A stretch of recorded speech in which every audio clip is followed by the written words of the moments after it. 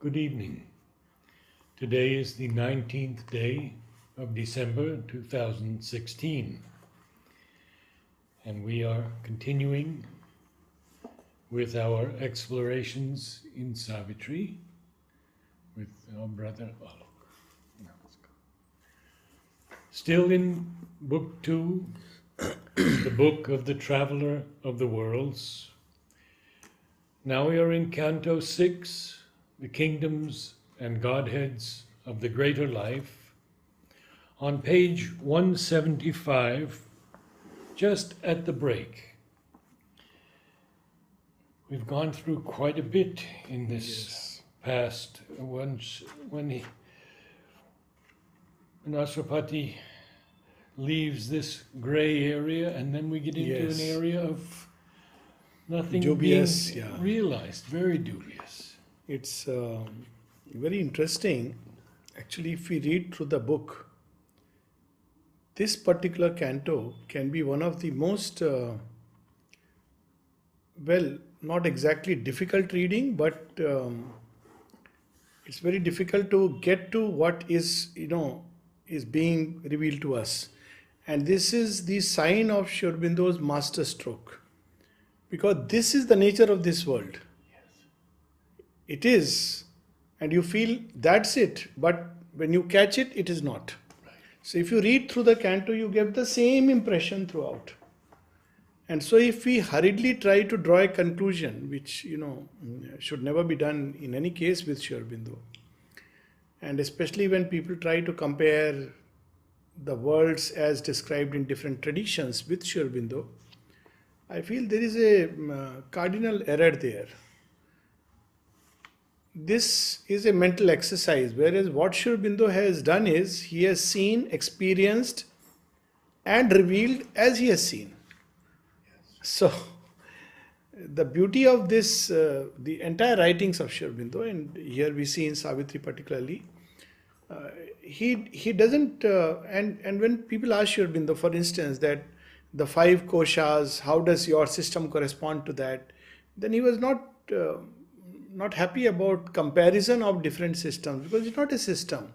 He has seen, he has experienced, he has revealed. And those are the 2 points, he says himself: seeing or experience. Yes. And then revealing. It's not like mental. So it's very good if we keep the mind quiet, then the words, the drift, the overall sense will begin to appear. And this is what we see through this world, particularly this world. It's a world where you feel, you know it, that's it, you understand it, and the next moment you wonder a line or two, and you wonder, what is it? I lost it. Out of your grasp. Yeah, I lost it. So this is because this is the nature of this world. And that's why I feel that Sri Aurobindo, when he reveals something, he actually communicates a state of consciousness to us. And that's what we see here. Then dawned a greater seeking, broadened sky, a journey under wings of brooding force. It's a life world. So it's primarily a world of force, of power, of movement. At the same time, this life evolving, or just above it, overhangs the sky of mind. So there is a sense of brooding, of contemplation. And then comes this very interesting word: first came the kingdom of the morning star. Oh, beautiful. Yeah, this word is the morning star, set of 2 words. It repeats itself a number of times in Savitri. Yeah. Out of the paths of the morning star they came. And if you go into the origin of this, it's mentioned in Greek mythology, it's mentioned in the Bible, it's mentioned in different mythologies, and it has strange meanings. At one place, it is said that it is Lucifer, who was an angel and he fell, or he is a fallen being who is posing as an angel. If you look at the story of Lucifer, but Sri Aurobindo speaks of an angel who has fallen. And in Wagner, the morning star plays a great part. Yes. So morning star comes several places. Otherwise, it's also a term used for Venus. Yes. Yeah, that's the common. If you look for Venus is called the morning star. Yes. It's again very bright. It can pass off as a star, but it's actually a planet. So, and morning star. So again we see a twilight zone. So it's a very interesting word Sri Aurobindo uses, the kingdom of the morning star. It's a twilight kingdom where day and night, or the night and the day rather, are blending into each other. Yes. So that's how Yes. the simple sense of the morning star. A twilight beauty trembled under its spear. Now look at this phrase, twilight beauty. Yeah. It's like there is a beauty of the night that is passing by and a beauty of the morning that is emerging. So the beings of this world are always drawn to these extremes. They are not totally attracted towards the day or towards the sun. They feel the light, they feel the warmth, but at the same time they also have a passing attraction or a attraction toward the night because they live in this twilight zone. So they are beings of the mid-worlds as they are called. A twilight beauty trembled under its spear and the throb of promise of a wider life. So it's life expanding itself. So there are two kinds of progress, as the mother says. One is a horizontal progress, like at a material level you expand more and more your territory, you have better and better equipment, etc. And there is a horizontal progress. So here we see a vertical progress. So here we see a horizontal progress. Life becomes wider and wider, and that's why it's a realm of cosmic ignorance. There is a cosmic mind, a cosmic vital, and a cosmic at the physical level. And they are still in the realm of ignorance because they are separated, or they dwell in the sense of separation from the origin. There can be no real separation. So they belong to the lower triplicity. Then slowly rose a great and doubting sun. Doubting. So we see again, it is there. No, it's not. That actually there is a phase in the morning when you feel the sun is there, but it's not exactly there. So doubting sun. And in the light she made of self a world. It's not yet the full light. It's just the reflection of light, semblance of light, and in that it creates a world, as if it is the full light. So we see that sense. A spirit was there that sought for its own deep self, yet was content with fragments pushed in front, and parts of living that belied the whole, but pieced together might one day be true. Again, it's not certain. So when we are caught in this world, and actually again morning star is a kingdom through which one has to pass. We see when out of the paths of the morning star they came. Yes. Then again it comes in the dream twilight of the earthly real, where again the path of the morning star. You have to pass through this kingdom. Some will go fast, some will go slow. And in this kingdom there is a great risk of being caught there. Because you may feel that you have found it. You may feel that you are experiencing the divine. You may feel that you know the truth. You may feel that this is true love.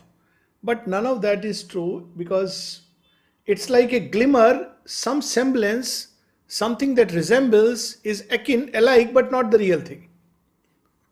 That's why it's a world where if you stay long, you feel despair. And so it's better to pass through it as soon. And in the last passage, we had the gleam and the glimmer a number of times. And this will repeat itself throughout. Yes. Yet something seemed to be achieved at last. I got it. There it is. A growing volume of the will to be. So there is a growth. There is as I said, a horizontal progress. The power is growing. The force is growing. The will to be. A text of living and a graph of force, a script of acts, a song of conscious forms, burdened with meanings, fugitive from thought's grasp. I know it, but I know it not. Fugitive from thought's grasp. It's still a world of life. And crowned with undertones of lives, and crowded with undertones of life's rhythmic cry. You will see there the life's cry, which wants things in a certain way to pull them towards its own end, could write itself on the hearts of living things. So this world, many of the songs, I don't know how it was in Hollywood, but in the 60s in India, the cinema was as if burdened with this world. It was an ideal world of a built by a kind of sentimentality, and it looked, if you read some of those lines, you'll feel, oh, he must have had a glimpse of the supramental world, but it's not true. It's reflected and in the realm of the vital. For example, let me say in Hindi this song, and then I'll give the English part. In Hindi there was a song long back in 60s, आ चल के तुझे मैं लेके चलूं एक ऐसे गगन के तले, आंसू भी ना हो और गम भी ना हो जहां प्यार ही प्यार चले. So the poet says कि come, I'll take you to a world which is griefless and sorrowless and without tears. Now what is that world? It's only the divine kingdom where you have it, but you can't create that world by wishful thinking. So what is missing in this world is that tapasya which you need. You get it that yes, it is there, but it's not there. A script of acts, a It's, song of yes, conscious everything forms. is written there. Everything. It's complete by itself. In an outbreak of the might of secret spirit in life and matter's answer of delight, there is something from behind which is chasing this world, drawing this world, attracting this world. Yeah. Something secret it's trying to find. That's till the end. This refrain will be there. Some face, now we'll see this word some being repeated. Some face of deathless beauty could be caught that gave immortality to a moment's joy. So you see it being celebrated in poems of love, which often, or those romantic tales which end with a tragedy. But while it is there, It's that moment. that moment is as if full, complete, immortal, eternal. And yet it ends with tragedy. There are a lot of poets who have written it and it's been celebrated because it looks like this is the only closest we can catch hold of that real thing. So it's celebrated in poetry, celebrated in literature. But there is a greater truth which of course we don't know. But it touches the human heart because it's so fascinating. Immortality to a moment's joy. Some word that could incarnate highest truth. Leaped out from a chance tension of the soul. Some hue of the absolute could fall on life. Some glory of knowledge and intuitive sight. Some passion of the rapturous heart of love. So you feel touches, hints, glimpses, glimmers, gleams, but not the real thing. This is because it's reflected in the cosmic life. Similarly, we see in the mind realm, in the cosmic mind, there are reflections, and many people mistake the reflection for the truth. Even in the realm of the mind, just to draw an analogy, for instance, when Sri Aurobindo was asked about some mystic who used to speak about silent mind and making the mind silent, etc., and the self emerging there, Sri Aurobindo made a very interesting observation. Yes, he had an experience of the self in the mind. It's not the experience of the self in its home of truth. In the mind. In the mind. It's reflected in the mind. It gives a quietude to the mind. And many people use this analogy that if the lake is quiet, you will see the self reflected there. Yes, reflection is a reflection. In a still lake, when you see the moon, it's almost like the moon. There it is, so close, so near. I can touch it. Maybe I can walk on it and sail on it. But moon is moon. Moon is a huge distance. So here it is in the cosmic vital that we get the reflection of these truths. 3 lines starting with the word some. Yes. And there is a fourth one which was on the previous page. Yes, on the previous page. 5 lines. 5 with lines. Some. And then come 2 lines which are very interesting. A hierophant of the bodiless secrecy. It interprets, it gives as if, when you talk about divine love. So it will say, yes, I know. Hierophant. It interprets. It's a priest of that love. But look at it. Interned in an unseen spiritual sheath. Now, interned is also something which is captive, which is like a imprisoned. So it is imprisoned, it has given me the impression of a, experience I had some time back of being within a glass house. And I'm trying to break through because I can see things, but I can't get them. So it's a very frustrating thing. You see it, but the moment you try to catch, there is a wall. And you try it on all sides. But you can't because you're a prisoner in something. And then of course it broke, but that was a grace. But that was a different story. But it's very frustrating because you see something and you feel it's there. You can reach out, but you can't reach out. So it's that impression. I was reminded of this impression. Interned in an unseen spiritual sheath, the will that pushes sense beyond its scope to feel the light and joy intangible, half found its way into the ineffable's peace, half captured a sealed sweetness of desire that yearned from a bosom of mysterious bliss, half manifested veiled reality. Everything is Again, partial. half. Something is missing and something is there. And that's why it's so easy to mistake. Mother says that there are beings, dazzling beings in the vital world who can be mistaken for the divine. And she says many religions have been born from that. They have mistaken the dazzling beings of the vital world for the divine. And Sri Aurobindo says it's the plane of strong Daityas as well as the gods. Both you will find here.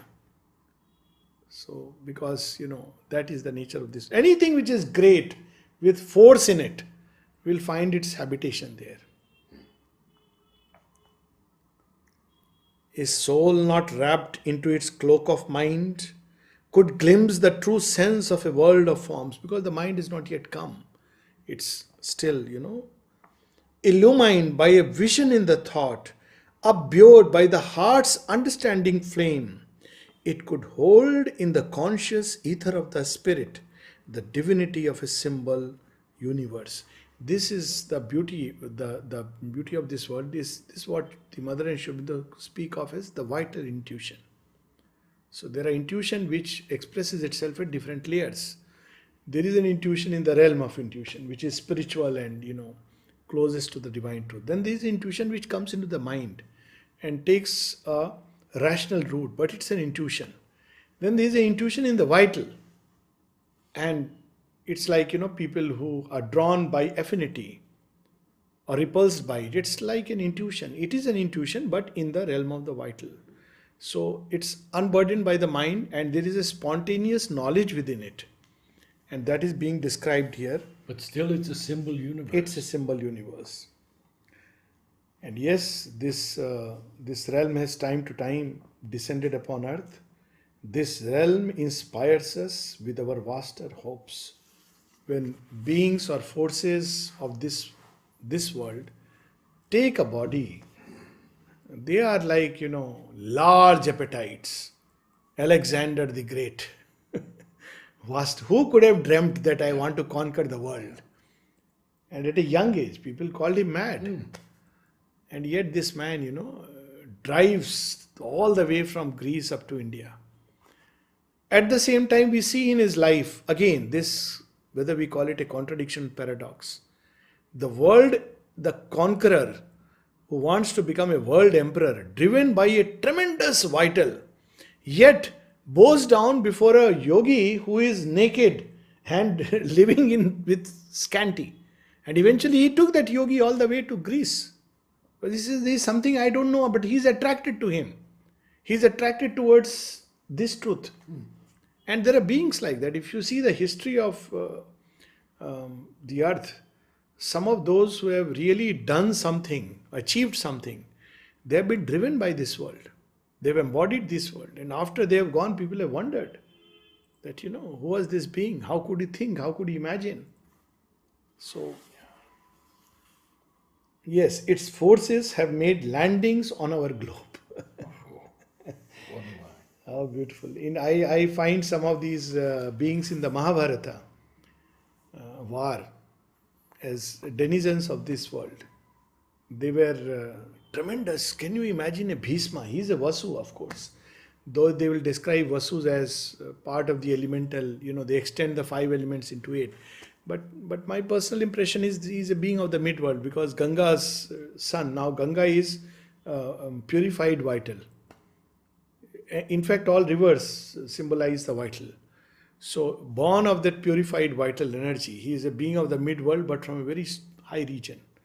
And that's why you see the ambiguity in his life. You wonder which side is he. It's hard to place him. But what a tremendous power. I mean, I think he's unparalleled. Even in Mahabharata war, he was unparalleled. Nobody could fight him. He had to find a way to his own death. And so these beings did precipitate themselves during that time. If you look at some of these beings, same in Trojan War, some of these beings, those who fought during that ancient Greek war, it's unimaginable. What kind of people were there? 9 years they were toiling on the sea, camping there, anybody would get disheartened.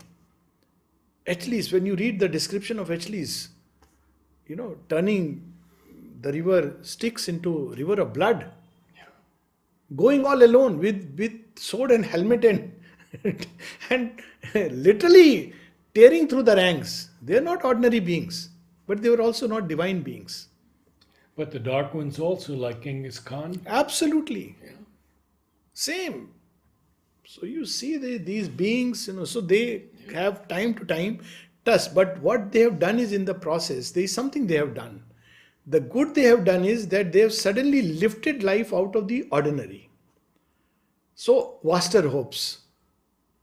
They have filled life with ambition. Otherwise, with the little life, it's a contentment of, food and shelter. But this world inspires our vaster hopes. It's possible. So, ambitions and other things, desires which go beyond the realm of human imagination. Its signs have traced their pattern in our lives. It lends a sovereign movement to our fate. Its errant waves motive our life's high surge. Even when they crashed, they left an imprint.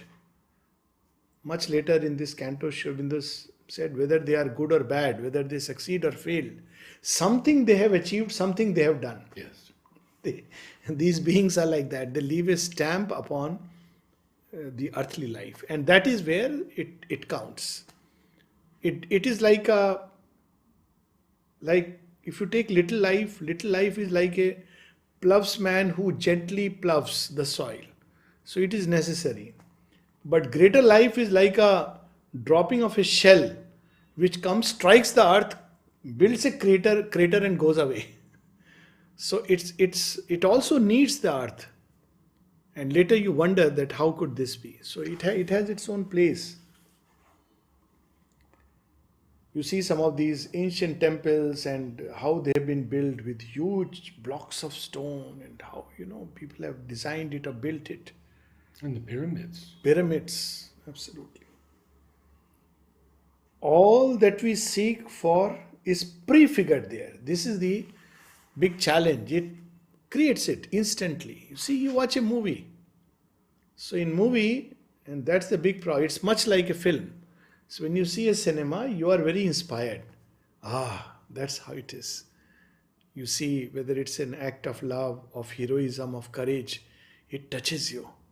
Try it in real life. It's a tremendous tapasya needed. So it is prefigured there. But it inspires us.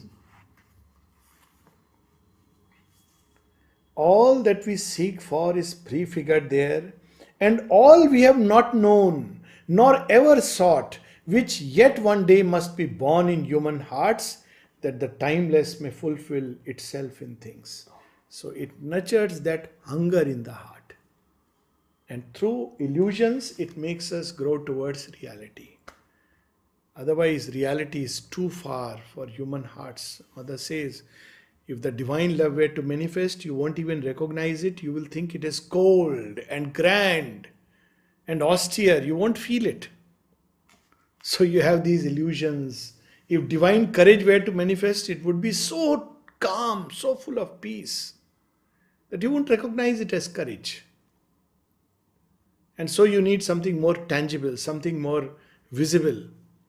And that's why, these worlds bring that to a life.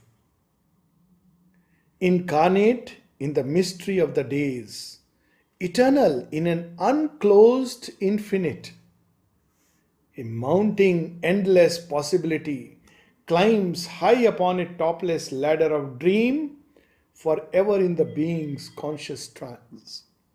Built in the trance of the being, it mounts up and up and up towards an endless height. But it never really reaches the top. That's a different story. Conscious, but a conscious trance. Yes, trance. And the dream. It's still the dream world, not the world of the superconscient light. So, all on that ladder mounts to an unseen end. It never really finds it. But it keeps on climbing. There's no limit to where it can go. An energy of perpetual transience makes the journey from which no return is sure. You go to a point and you're caught. You don't want to. And that's one of the big problems with beings who get caught, or the souls that get caught in this region. Because you experience so much. And then to really come back and be the ordinary person that you are in that part of your consciousness, and progress from there is very difficult. And that's why beings who are caught in it and start their own empire, spiritual empires, I very often tell people, they are so much moved. They watch something on YouTube and they say, there are people I have read who say that we are carrying on the supramental legacy of Sri Aurobindo further. They even name themselves, fantastic names. Yeah. He has brought the Shakti, now we are the ones who are playing with the Shakti. And such obvious ego, but somehow they are blind to it. They get so much adulation and the influence is so much that you tell them, look, why don't you spend a few days in Sri Aurobindo ashram? Then you will touch ground level base.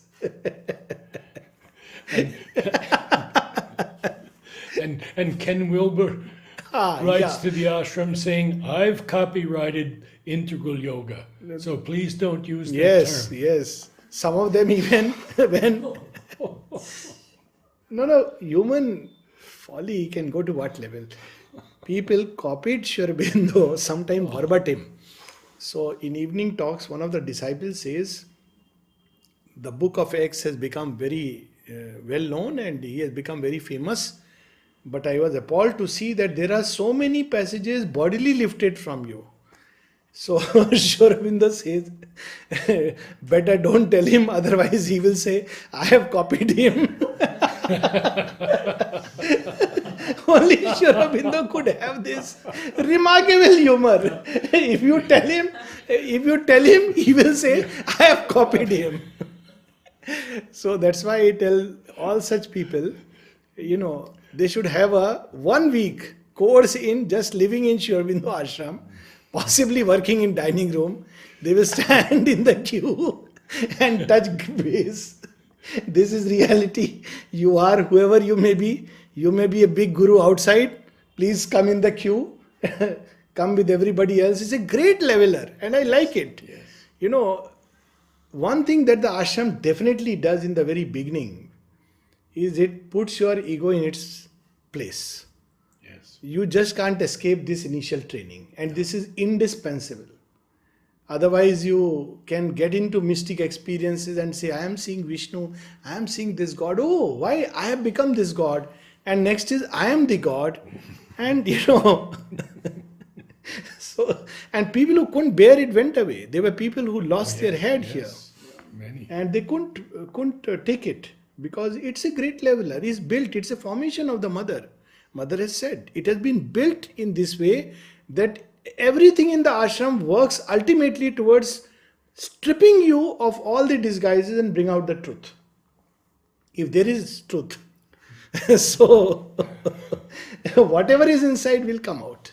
So, but this is how these beings are. Anyways, the pilgrimage of nature to the unknown.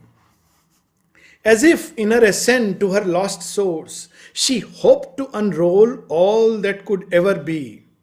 Her high procession moves from stage to stage.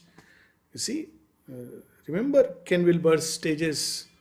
So he bodily copied almost much of it from Sri Aurobindo. And then very remarkable thing he did. So he gave a stage to everything. At the end of it, he put Supermind at stage something 3 and himself on stage 5. And he said, I have gone past it. I am on stage 5. And at the end of the day, what happened? Look at it. It's a sad story. The man had a promise. And going into depression, and now he is not respected by, the very people whom he inspired. It's a very sad thing to see. Yeah. Otherwise, the man had a brilliance. Could have, So this is the unfortunate part. Her high procession. It's not, going alone. Procession, look at it, moves from stage to stage. A progress leap from sight to greater sight. A process march from form to ampler form. A caravan of the inexhaustible. Formations of a boundless thought and force. Formations. But vast. Vast, large, tremendous power in this world. Tremendous power. So it's, her timeless power that lay once on the lap of a beginningless and endless calm. Look, this is the sign that there is power, there is joy, but the peace is missing. Whereas all authentic power, it doesn't need show and sham and ostentatiousness. Here there is a procession. Everything. But look now, the sign will come. Her timeless power that lay once on the lap. Her is here the power of life, from where it has come. Life's origin is in the divine. Of a beginningless and endless calm, now severed from the spirit's immortal bliss, erects the type of all the joys she has lost. So she imitates, mimics, because somewhere it feels some reflection, some touch, and it wants to recreate here all that it has lost. But it's severed from that. 2, she hopes, compelling transient substance into shape. She hopes by the creative act's release to overleap sometimes the gulf she cannot fill. That gulf can be filled by tapasya, by surrender. But it creates by creative act. And it cannot leap the gulf. So it tries to overleap it by recreating something here. It's like there is a story of Vishwamitra. And it's a very interesting story that, Trishanku is the king in the lineage of King Rama, but much earlier. I think it's the lineage of King Rama. So he wants to ascend to heaven bodily. Now you see, it's a very interesting story because to go to heaven bodily, it's about transformation. So he wants to go to heaven bodily. And he seeks a way. So Vishwamitra says, I will do it for you. No, none of the rishis accepts. He says it's impossible. Why? Because mortal substance is not pure enough. It cannot go to heaven. But Vishwamitra says, I have a lot of power. I'll do it for you. This is before Vishwamitra becomes the highest seer, one of the great seers. He is a typical seer who passes through the intermediate world several times, but eventually he crosses it. So with all his tapasya, he makes him ascend and reach up to the gates of heaven. And as soon as he goes there, he is kicked out. Because they say we can smell the mortal flesh. Go back. So he is down back into the... Then again he lifts him and again he is gone. So, he He jumps between heaven and earth. Shobindra has written a poem on Trishanku and he has named it the Triumph Song of Trishanku because he refuses. He refuses to give up. So when he refuses to give up and Vishwamitra refuses to give up, what Vishwamitra does? He says, okay, you are not allowed admittance in heaven, but I will create a heaven in which you can be the ruler. So there are annexes which are like created by the human power of human mind. Mother speaks of that. There are hells also imagined by the human mind and one can actually enter there and get caught and believe it to be real, a punishment given to someone. And mother said one such person who was living in such a hell, it took me 1 year to convince him that there is no such hell. You are simply suffering from guilt, come out of it. But he said, no, I am being punished for my sins. And this is after death. She says, there is no such thing. You come out. But he would, no, I have to be punished. So he has, and there are such hells which exist where the soul feels tormented but it's not real. Similarly, there are heavens which are annexes where they are creations of human mind and the power of the human life heavens. And you go there and you feel I am the king. But it's not really the real state. So you hang in between. This word is now used even for wherever anything hangs in between. It's called as Trishanku. In India they call it Trishanku Parliament. When the parliament doesn't have an absolute majority. So, okay.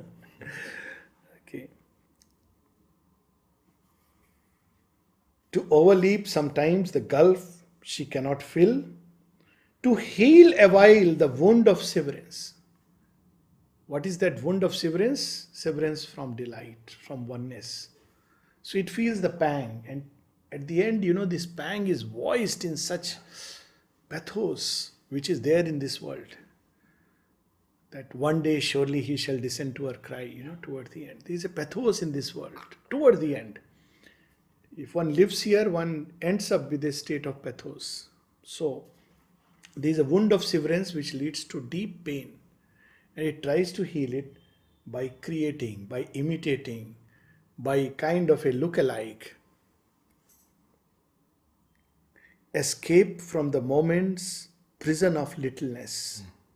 And meet the eternal's wide sublimities in the uncertain time field portioned here.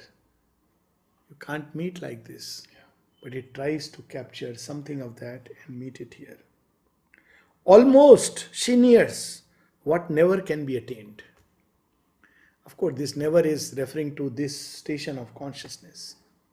If you are here, you don't attain it. But almost. I must tell you, very frankly, there are books written like that. The other day, and sometimes I wonder what's happened to the discrimination of people, They would say, oh, so-and-so says the same thing, be in the present, and you will find the self. I said, it's very good to read, try it. It's very nice reading. All of us know it. The animals live in the present. This is the example I give them, that they are not worried about the future and they are not burdened by the past cares.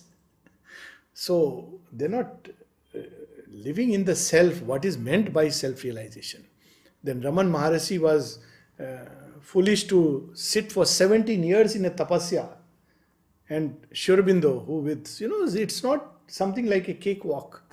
But they'll make some formulas which will look very nice. They have an instant appeal on the heart. Here it is. It's easy to read, but difficult to. And then you get some experience and you say, yes, I know it. And there is no way you can convince, because you have not had the authentic experience, which is truly mind-blowing and life-shattering. So here it is. Almost she nears what never can be attained. What can never be attained? She shuts eternity into an hour. So whenever people say forever and never, know that these words are coming from that realm of life. Forever. True love. Mother says only when you live in the consciousness of truth can you love truly. How can you love without this being is made of falsehood? How can there be? So one should know what is what and then keep ascending towards that. And fills a little soul with the infinite, The immobile leans to the magic of her call. All these are, subtle humor and irony. The immobile, by its nature, it is immobile, but leans to the magic of her call. She stands on a shore in the illimitable. You see, all these paradoxes. Yeah. Perceives the formless dweller in all forms and feels around her infinity's embrace.